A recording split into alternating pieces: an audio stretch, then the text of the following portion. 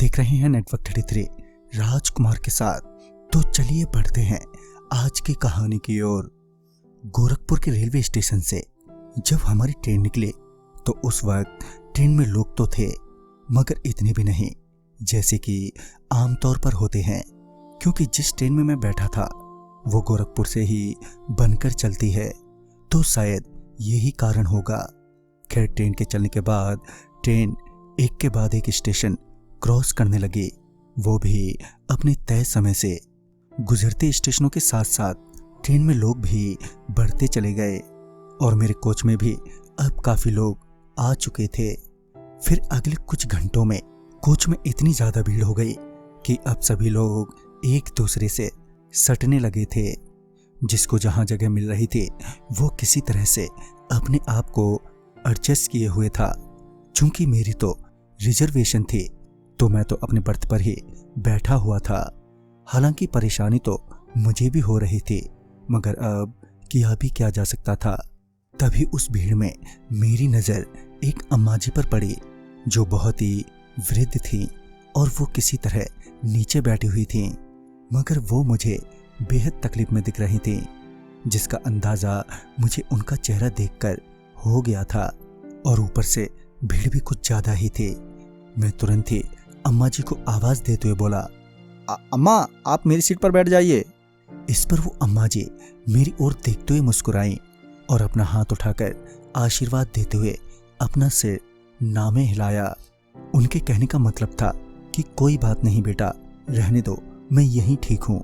मगर मैं कहाँ मानने वाला था। मैं अपनी सीट से उठा और उनका हाथ पकड़कर उन्हें अपनी सीट पर बैठा दिया और मैं उनके बगल में खड़ा हो गया।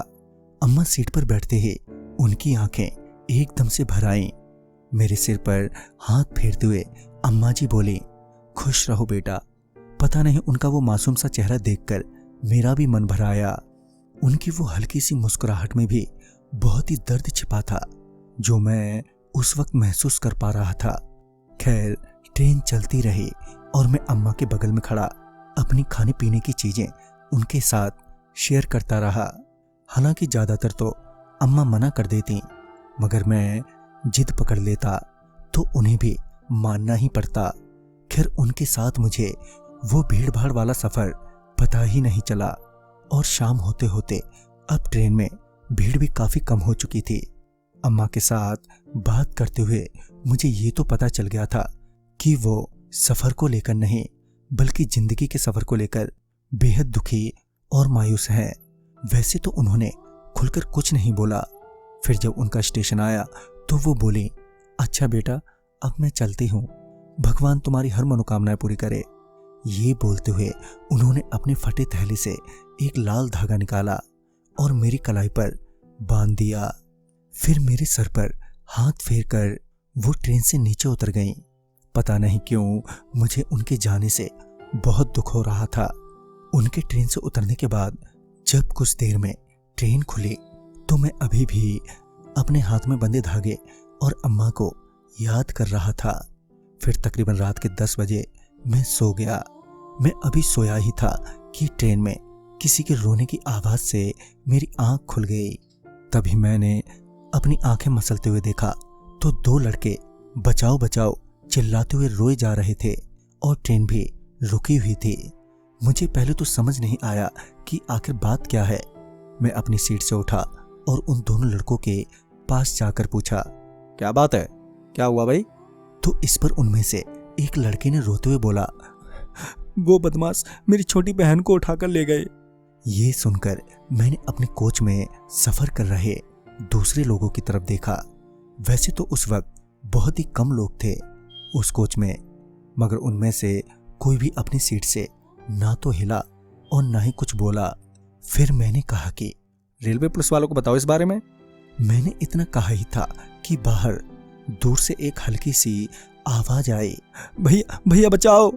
आवाज सुनते ही वो दोनों लड़के ट्रेन से नीचे उतर गए और अपनी बहन को ढूंढने लगे। मैं भी उनके साथ साथ ट्रेन से उतरकर उनकी मदद करने लगा। वो दोनों लगातार अपनी बहन का नाम लेकर उसे पुकारे जा रहे थे और मैं भी उनके साथ उनकी बहन को चारों तरफ तलाश रहा था। कुछ देर में हम लोग उस लड़की को ढूंढते ढूंढते ट्रेन से काफी दूर आ गए, मगर अभी भी वो लड़की कहीं नजर नहीं आ रही थी। फिर एक बार उस लड़की की आवाज हमें सुनाई दी और जब हम लोग वहां पर पहुंचे जहां से वो आवाज आई थी तो पाया कि उनकी बहन वहीं एक जगह पर बैठी है, मगर वो अकेली नहीं थी, उसके साथ 2 और लड़के थे। मगर उन्हें देखकर ऐसा नहीं लग रहा था कि उन दोनों लड़कों ने उस लड़की को अगवा किया हो। मैं अभी उन्हें देख ही रहा था कि उन 5 ने मुझे घेर लिया और हंसते हुए बोले, चल माल निकाल। मुझे ये समझते देर नहीं लगी कि इन लोगों ने मिलकर मुझे फंसाया है। मैंने तुरंत ही वहां से भागने की कोशिश की, मगर उन्होंने मुझे तुरंत ही पकड़ लिया। उन्होंने मुझे नीचे गिराते हुए मेरे पैरों पर चाकू मारा और घसीटते हुए मुझे जंगल की तरफ ले जाने लगे। मैंने उनसे कहा भी, आप लोग मुझे छोड़ दो, चाहो तो मेरा फोन और पर्स ले लो। मगर वो लोग मेरे को घसीटते ही जा रहे थे और मेरे पैरों से खून बहे जा रहा था।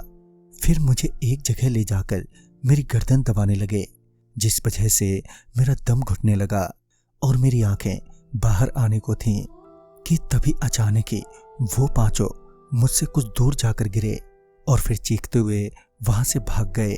मैंने अभी अपने आप को संभाला ही था कि किसी ने मेरे कंधे पर हाथ रखा।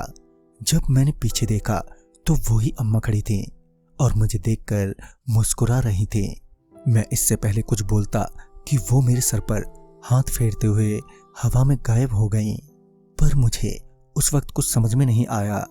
मैं किसी तरह उठा और वापस ट्रेन की तरफ जाने लगा, मगर अब ट्रेन वहां से जा चुकी थी और मैं उस जगह अकेला ही रह गया था। मैं ट्रैक से होते हुए आगे सड़क के पास पहुंचा और सड़क के किनारे वहीं बैठ गया। अब तक मेरा काफी खून निकल चुका था, मेरा पूरा शरीर कपकपा रहा था और कुछ ही देर में मैं वहीं बेहोश हो गया। सुबह मेरी आंख खुली तो मैं वहीं पड़ा था।